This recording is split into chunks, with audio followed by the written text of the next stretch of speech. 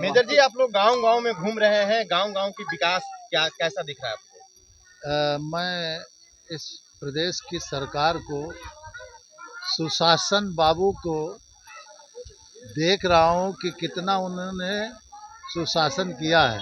हमने तो देखा है, जितने गांव घूम रहे हैं आप लोगों के साथ, कल भी हमने एक वो दिया है, और देख लीजिए हर गांव का विकास। ना कहीं पे नाली नहीं, कहीं उनके लेटरिन करने की व्यवस्था नहीं। हमारी माताएं बहनें अगर उनको कोई पेट एट खराब हो जाए दिन में, तो कहीं जा ही नहीं सकती हैं। तो और पंचायत घर नहीं है जहाँ पर वो अपने गांव की समस्याओं का समाधान बैठकर कर सकें, वो भी नहीं है। कोई स्कूल नहीं है, जबकि सरकार कहती है कि अगर हमारे 400 वोटों वाला भी गांव है, उसमें एक प्राथमिक विद्यालय होना चाहिए, वो भी नहीं है। लेकिन विद्यालय वो कहाँ खुलवाएंगे जब ये सरकार केंद्र की सरकार 90,000 बेसिक प्राइमरी स्कूल और कॉलेज बंद कर दिए सरकारी।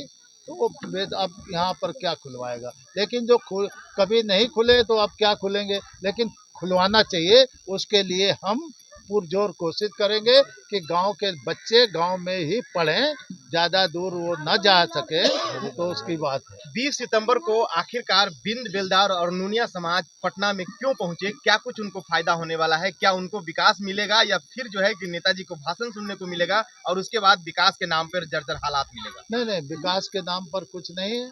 जितना जैसा विकास किया वो सबके समक्ष है। लेकिन मैं ये जरूर बताना चाहता हूँ उनको कि मेरे साथियों को हमारे 10 सूत्री वो है नियम कानून, उनको लागू करो, और उनको लागू करो, वरना अपनी कुर्सी खाली करो। और हमारी जनसंख्या इतनी है, मैं अगर किसी की सरकार बना सकता हूँ तो किसी की सरकार उखाड़ भी सकता हूँ। तो इसके लिए अगर हमारी 10 सूत्री मांगों को पूरा किया जाए। अगर नहीं पूरी करते हो तो हम अभी चुनाव के प्रत्यक्ष रूप से हैं।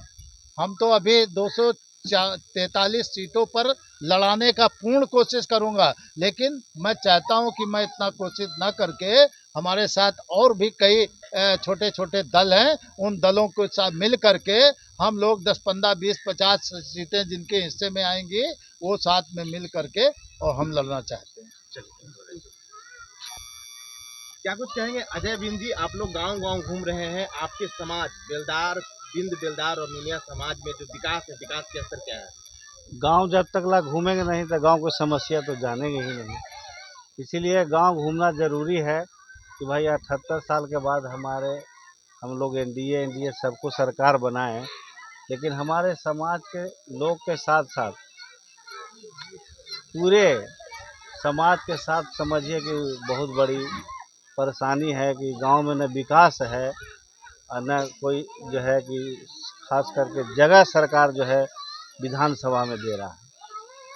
ये बड़ी लड़ाई है कि विधानसभा जो चुनाव अब आ गया है, तो ये सरकार को दिखाने की ज़रूरत है कि अब जो है बिन बेलदार लोग, ये समाज जाग चुका है।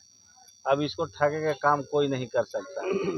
20 सितंबर को आप लोग रविंद्र भवन, पटना के रविंद्र भवन में बुला रहे हैं। आखिरकार बिंद बेलदार और नूनिया समाज वहां आएंगे तो क्या इन समाजों को विकास स्तर मिलेगा, या फिर नेताजी को भाषण सुनने को मिलेगा? 20 सितंबर के आएंगे, इतना तो ज़रूर है कि हम लोग पहले भी बात किए थे, लालू जी से भी मिले थे, तेजस्वी जी से मिले थे।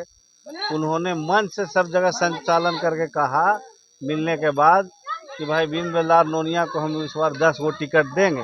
तो हम लोग ने कहा था, इसलिए आज तैयार हैं।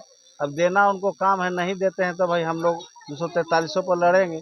243 इसलिए भाषण नहीं सुनने को मिलेगा। यहाँ समाज का एक एक चीज़ का जो है ना प्रवेश हम लोग गांव घूम घूम कर करेंगे, अभी भी करेंगे, चुनाव के बाद भी करेंगे।